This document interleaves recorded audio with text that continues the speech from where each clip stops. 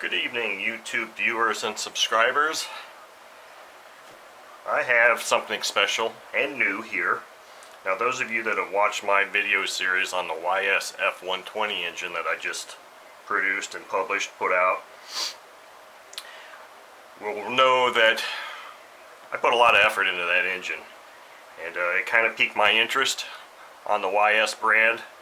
So after I was done with that, I started looking for another YS engine, and this time I didn't want to really do a used engine. So went online, did a little bit of searching, and one morning, lo and behold, I see this new in box engine. It's a YS FZ53. Now this also is a discontinued engine, but it's new in box. So I bought it. There are very few engines that I buy new in box, but this one was one of them. So here's what I got with this engine. Open it up, I've got the manual and some YS safety instructions. Take the foam out, and here's this beautiful engine. Now the first thing here is the check valve. Next we have the needle valve. This is our exhaust muffler assembly, and of course followed by the engine. So let me unpackage these things so we can take a closer look at these things real quick. Now I know that the FZ53, I'm not exactly sure when it came out, but I was doing some research and found that excuse me, some of these, actually the initial versions that came out, just had an air bleed screw. Now I was fortunate that the one I got here actually has a low speed needle adjustment, because I was reading some things about the ones that had the air bleed screw, that they were hard to tune on the low end and that type of thing. So I'm glad that this one actually comes with an air bleed or a low speed idle mixture screw instead of the air bleed. Now it does have this throttle stop screw. So here is the muffler assembly. Pretty cute little thing. It's got this threaded stud, some lock nuts. But here is the engine. It's just absolutely spectacular. You look in there, you can see the top of that piston. Obviously this is a brand new engine. Look inside the valve, or the exhaust valve, you see nothing but a clean, brand new exhaust valve. Embossed on the side here it says FZ53, made in Japan on the timing gear cover.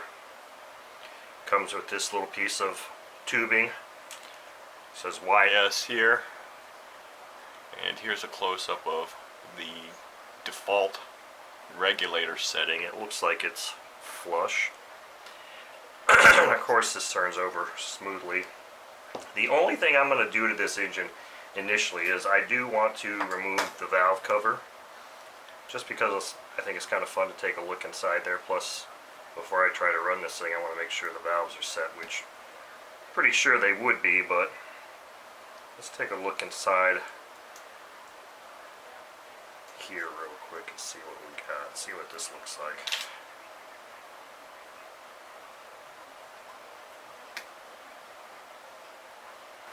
Sealed there. There we go. There's our gasket, still intact. Looks good. It was just a little bit of time deposit there, I guess. So here's our nice looking rocker arm assembly. There's a mark.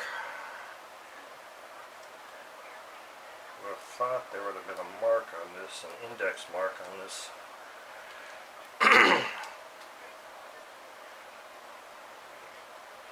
Oh, there we go. They feel tight. Now I don't have my feeler gauges out here, but anyway, this has been just a very quick look at this FZ53. Now, I am planning on actually putting this engine in an airplane fairly soon. I've got a Chaos 40, Tower Hobbies Chaos 40 that I've taken the engine off of. The unfortunate thing is that the mount on the Chaos 40 that came with it is a little bit too short for a 4-stroke engine. So I just so happen to have this Hanger 9 mount here, And if I set this in here, this looks like this mount will work perfectly. So now the question is, how much surgery is going to be required to remove the original mount, and hopefully these mounting holes would line up and be fairly close, because I don't really want to have to do a whole heck of a lot of surgery to that engine. I would like it if I could just replace the mount and switch back and forth between this engine and my two-stroke engines. I mean, a two-stroke engine will fit in this, so I mean, as long as I can get this mount in there, we'll be in good shape. But so that's what I plan to do with this engine. I want to do a couple of break-in tanks on the bench, and then hopefully the next step would be to get this thing in the air in my Chaos 40 and get this thing flying. So thank you for watching.